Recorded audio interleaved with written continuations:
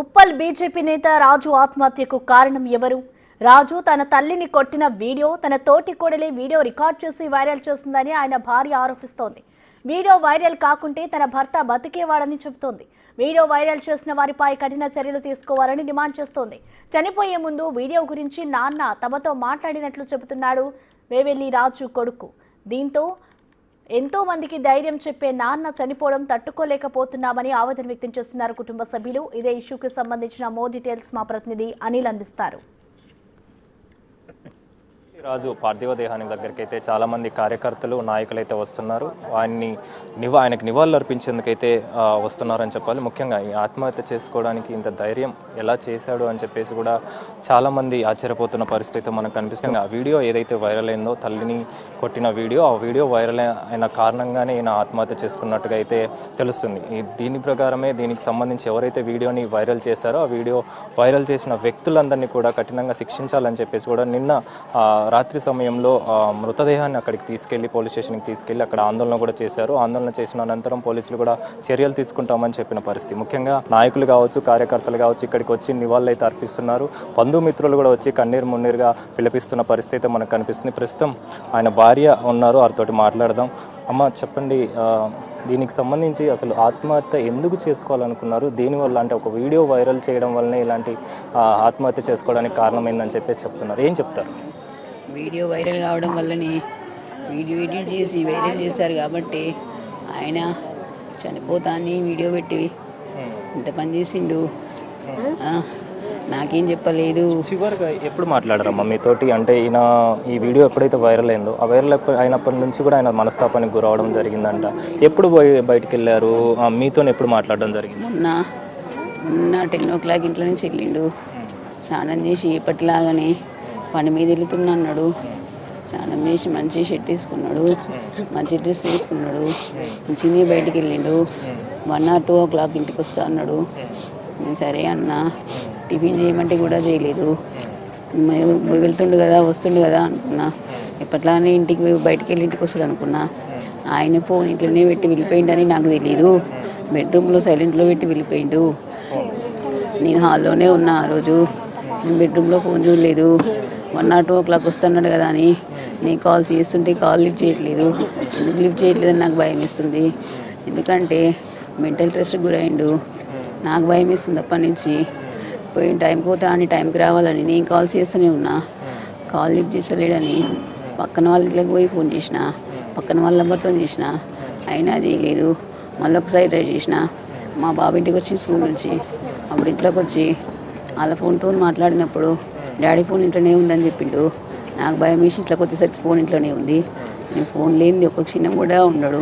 అసలు ఫోన్ పట్టుకోండి ఆయన మనశ్శాంతే ఉంటుంది.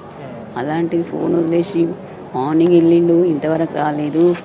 నాకు డౌట్ వచ్చి లాస్ట్ టైం ఎవరెవరు కాల్ చేసిండో కాల్ లిస్ట్ తీసి నీకు కాల్ చేసిన, ఎవరు రాలేదన్నారు. నాకు భయం వేసింది.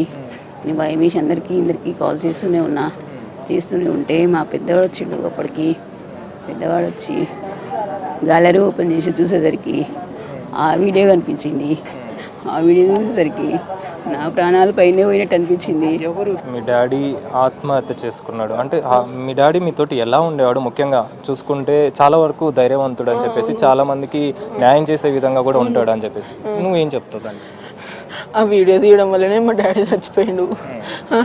మా డాడీ ఎప్పుడు చెప్పేటోడు, పరువు ఉంటేనే ప్రాణం ఉంటుందిరా, ప్రాణం లేకపోతే పరువు లేకపోతే ప్రాణం లేదురా అని చెప్పిండు.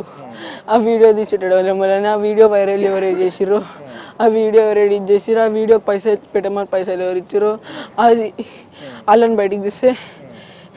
లాస్ట్ టైం నీతోటి ఎప్పుడు మాట్లాడాడు?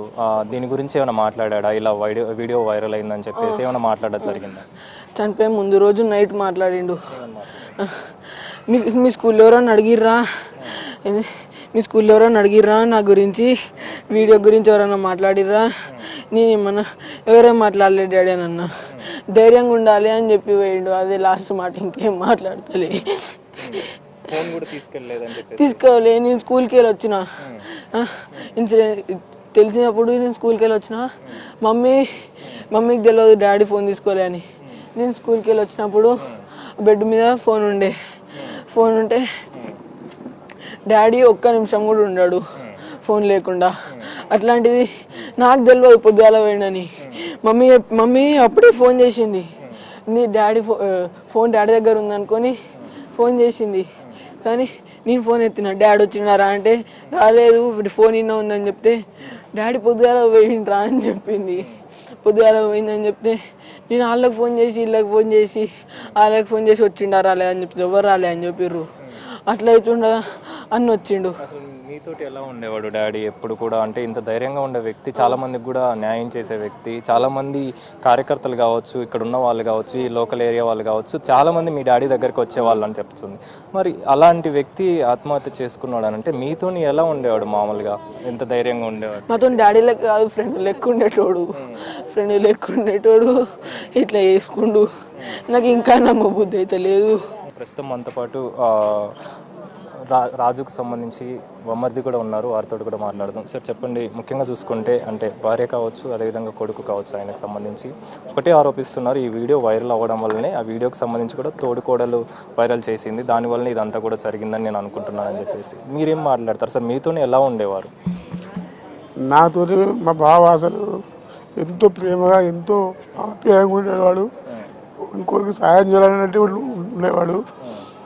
కానీ ఆ వీడియో చూసిన కాంచెలు ఆయన మొత్తం మైనస్ వెళ్ళిపోయింది. ఆయన ఎంత యాక్టివ్ ఉంటాడో అంత మైనస్కి వెళ్ళిపోయాడు. రోజుకు 100 మంది కలిసి చూడు, ఇల్లు గడప దాటికి కూడా భయపడుతున్నాడు.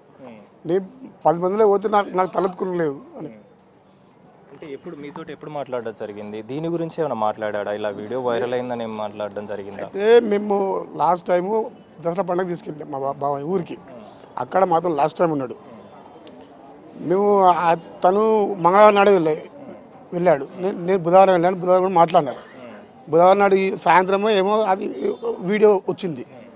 అప్పుడు ఈయన చూడలేదు. ఇంకా మార్నింగ్ పండగ నాడు చూసినట్టున్నాడు. మాతో బాగానే ఉండు, యాక్టింగ్ చేసినట్టే మాతో మంచిగా ఉన్నట్టు ఉన్నాడు, లోపల కుమిలిపోతుండు, చెప్పుకుంటలేడు. అయితే ఇక్కడ మనశాంతి లేక ఒక వారం 15 రోజులు ఇక్కడనే ఉందామని చూసిండు ఊళ్ళో. ఆ వీడియో చూసి తెల్లారే 15 రోజులు ఉందాం అనుకున్నాడు. నాకు అర్జెంట్ పడింది, నేను పోలే. ఎందుకంటే ఈ ఉప్పల్లో ఎంత పేరుందో మా దగ్గర అంతే పేరుంది. అయితే అది చూసినాక అది ఒక్క నిమిషం కూడా లేకపోయాడు. తెల్లారు లేకపోతే మేము వద్దాం, బాగుండు ఎంత పని అంటే నాకు అర్జెంట్ పడుతుంది. 30 లక్షలు కట్టాలి, అదే అబద్ధాలు చెప్పిండు. వచ్చేసాడు. ధైర్యంగా ఉన్న వ్యక్తి ఇలాంటి చేసుకున్నాడు అని అంటే మీరేం చెప్తారు ఇంకా చివరిగా? ఆయన మనోధైర్యం దెబ్బతిందా సార్? మనం ఏం చెప్తాం ఇంకా? మనోధైర్యం దెబ్బలు మంది ప్రాణం తీయకండి, జనాలకు అవసరం వచ్చి వీడియోలు చేయండి. ఎవరైతే ఈ వీడియోని రిలీజ్ చేశారో, ఎవరైతే వీడియోని వైరల్ చేశారో వాళ్ళ మీద కఠిన చర్యలు తీసుకోవాలని చెప్పేసి కూడా రాజు భార్య డిమాండ్ చేస్తున్న పరిస్థితి. కెమెరా పర్సన్ మహేష్తో కలిసి అనిల్, బిగ్ టీవీ, హైదరాబాద్.